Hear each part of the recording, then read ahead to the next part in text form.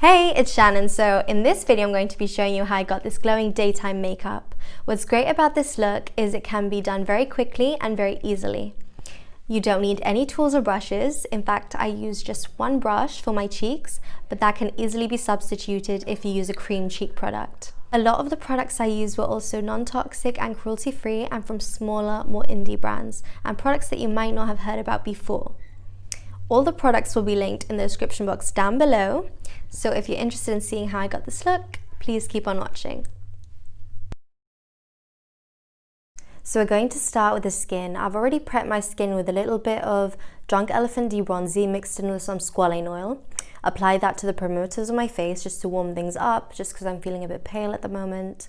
Also, then I put my daytime moisturizer and did a very light dusting of translucent powder, just because the weather's getting a bit hotter and I want things to stay in place a bit more. I know it sounds insane to use powder before your liquid foundation, but if you go in quite lightly, it won't look cakey. So this has been my favorite foundation for over a year now. I love that it's quite a natural finish, it's not heavy coverage, but little does go a long way. It's also not very matte, and I do like for daytime a more dewy, glowy finish. It's also natural and non-toxic and from a more sustainable brand. This is the Ere Perez Oat Milk Foundation, and it's in the shade Chai, which is my favorite shade. It matches my skin perfectly. So I'm just going to take a little bit of this, not too much, you don't really need that much. And I'm just going to apply it to my problem areas and then sheer it out as we get to areas that need a bit lighter coverage. So I've got a lot of hyperpigmentation on my face. It lingers for months and months because I do have more Mediterranean, Asian skin. So I tend to get dark marks after any blemishes. So I'm just going to dot it around in the areas that I want coverage. I just tend to put whatever's remaining on my fingers on my nose. I don't tend to put a lot of coverage on my nose. I just feel like it can get quite cakey there, so I tend to just apply as little as possible on there. And then I just tap it in. Now I tap in my foundation to try and get more coverage out of it, and I don't tend to swipe. I never really swipe. Even when I'm using brushes for my foundations, I don't tend to swipe because I just feel like it can move around the coverage a lot more. So if you have any blemishes, it might uncover them, and it can just leave streak marks too. So I prefer just to tap things in. I've been using my hands to apply my makeup for a long time now, and it works just fine, and it just gives a more natural finish. Also, I can be very lazy, so it's nice just to not have to wash a ton of foundation brushes. During the daytime, I don't like that really full-on coverage look. I just feel like it can look like a mask. I don't like the lines of demarcation under your neck that you get, and I just don't like to be able to see the product on the skin. I want everything to look very skin-like and very sheer and natural. I don't think there's anything wrong with people being able to see a few of your blemishes here and there, because we all have them, and depending on the time of the month it is, you could have blemishes, and no one's really going to examine your skin super up close and criticize you on it. And if they do, then they should probably try to reassess their priorities.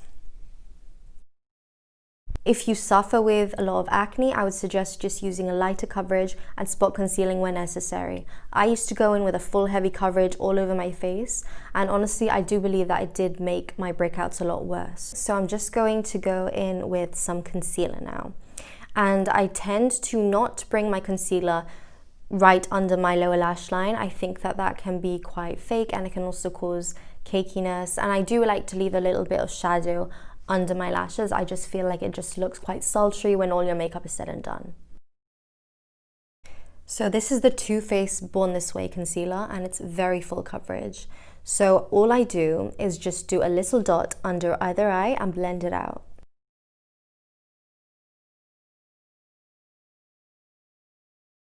In order to avoid creases from your concealer under your eyes, you want to pat from the outside of your eye and inwards.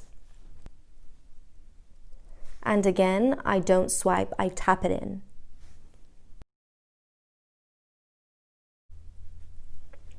As you can see, a little goes a long way, and it did a great job at covering things up. So now we're just going to start on the eyes. And just to define the socket a little, this is my very well loved palette from RMS Beauty, and we're going to go in with Beauty Bronzer, which is the little brown shade over here. And I'm just going to use that just to define my socket a little. So I'm just going to apply it to the crease and then blend out. No brush is necessary. Because oftentimes we can naturally have a little bit of discoloration around our eyes, I tend to just work with it rather than try to conceal it all up. And it acts kind of like a little bit of a shadow on your eyes. A lot of times I will just stop here and add mascara and I'm good to go. So on the eyes, I am using my Róen 52 degree palette. This is a beautiful palette and it's been my favorite for months now. I use it on a daily basis when I am doing my makeup, and it's just so easy, so beautiful. It's got a lot of sheeny shades. They're quite glistening, they're not glittery or sparkly, so it gives you quite a wet look, and I really love it. It's very editorial-like, and it would be great on things like beauty shoots. I believe that these are called lid illums, so it really does just illuminate the face, illuminate the eyes. It's also clean beauty, which we love. So I'm going to go in with Basque, which is this beautiful taupey, purpley shade. It does have a little bit of a sheen to it, and I'm going to apply that in my crease. I know a lot of people say that you should only apply matte shades into the crease, but it's not like it's a shimmer. It's just a very, very gentle glisten on your eyelids. So I'm just applying this on the outer edge and into the socket. I just love this palette. It's so easy, it's very user-friendly, and it's so simple. You don't need any brushes, you can just use your fingers and you end up with a really beautiful eye look at the end. So now we're going to go in with the shade Meow, which is this bronzy sheen shade. And we're going to take that on the outer part of our lid.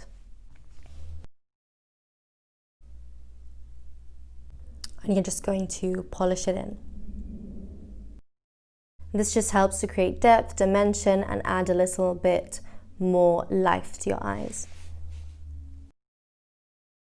So now I'm going to go in with a champagne gold color, and it's called Rendezvous, and I'm just going to apply that all over the lid.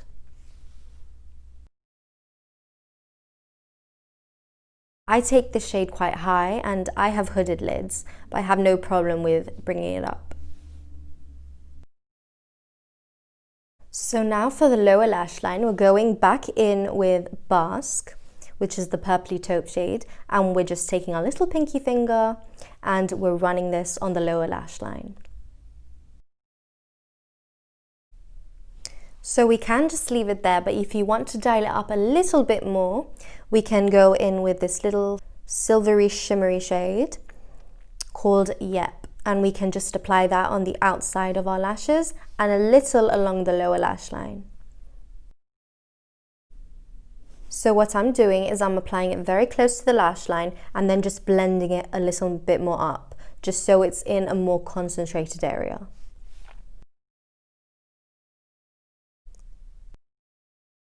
So now we're going into the brows, and I have been loving this eyebrow gel from Nude by Nature. It's another more natural brand, and it's got this little teeny tiny wand that just picks up all your little baby hairs, and I start from the outer corner of my eyebrow and to the inner corner. And what that does is it just deposits more on the outer and less on the inner, so you don't end up with such a blocky brow look.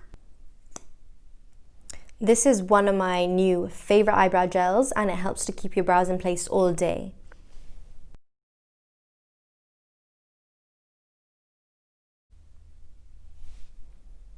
I like my eyebrows just to be very natural, and so I don't really go in with any pencils or draw them in. So now we're going in with the cheeks, and this is the only brush I'm going to be using in this tutorial, but you can easily substitute it if you do go for a cream cheek product instead. But mine, as you can see, my Beauty bronzer was running out in my palette. So we're just going to be taking the Bahama Mama bronzer. This has got quite a strong pigment, so a little does go a long way. I like to just use this very fluffy brush and dust it over the perimeter of my face. I'm not contouring, I'm just bronzing up and warming up the skin. So I'm going in with just a light tap and then just dusting this. I'm starting at the outer corners of my face where I want the most depth to be, and then working my way towards the cheeks. So now we're going on a little bit on the jawline just to get rid of that double chin, and a little bit around the hairline. I don't tend to go for a lot of powder or shimmer highlighters, especially not during the day. During the day, I will either go highlight free and maybe just use a little bit more oil on those areas to make things a bit more dewy and glossy, or I will go in with a little bit of cream highlight. So I'm taking the luminizer and I'm just going in the inner corners of my eyes and a little bit on my cheekbones. So I would say that if you do have more wide set eyes, it's personal preference. You might not want to put it on the inner corners, but it really does help to just brighten up your eyes and just to illuminate your whole face.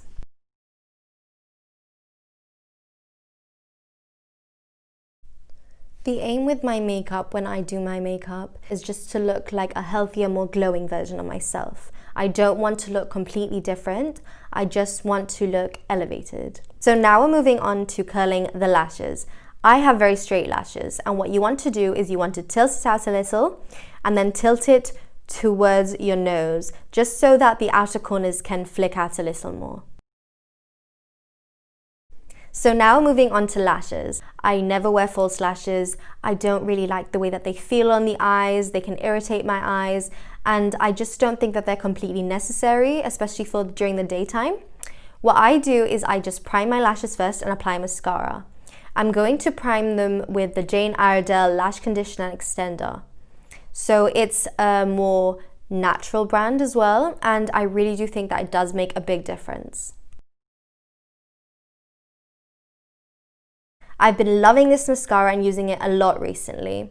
It's from Lily Lolo, which is also a more natural brand, and I really love it because it's very volumizing, and that's the kind of lash look I love. And I find with a lot of more natural mascaras, they can tend to not last very long, they smudge, they flake, but with this one I don't find that at all. It stays put all day, it doesn't smudge, and it's also just gives the most dramatic look of all the natural mascaras that I've tried.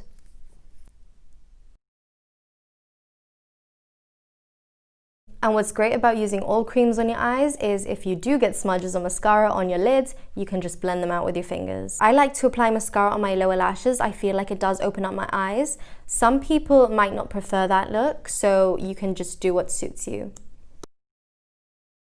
So now we're moving on to the lips. First, I'm using the Huda Beauty Lip Contour in Bombshell. It's one of my favorite lip liners and it has been for a while now. I love it because it's creamy and long lasting. What I do is I make a little bit of a cross at my cupid's bow and then I extend outwards and then fill in the rest of my lips just to give a longer lasting finish to my lips. I don't tend to overline my lips. I don't necessarily like the way that it looks. I think that it can look a bit fake. So what I do is I just subtly draw on my lip line and nowhere really over that. So I've never really been into super matte lips. When the whole liquid lipstick trend was going on, I just never really could get into it. I just felt like it was very drying. It tends to like shrivel up your lips and make them look quite older than they actually are. I only really opt for matte lips if I'm going for a bolder lip color or maybe a red that I want a more velvety finish to. I have been, however, a gloss girl through and through forever. And I know not everyone loves the feel of gloss, but I just really love that it makes your lips look more plump, healthier, and more juicy. So I'm going in with the Clarins Instant Light Lip Comfort Oil. This is more of an oil rather than a sticky gloss. And it's got a little bit of a stain to it too. I just think that a nice glossy lip can really make you look glowing and healthy.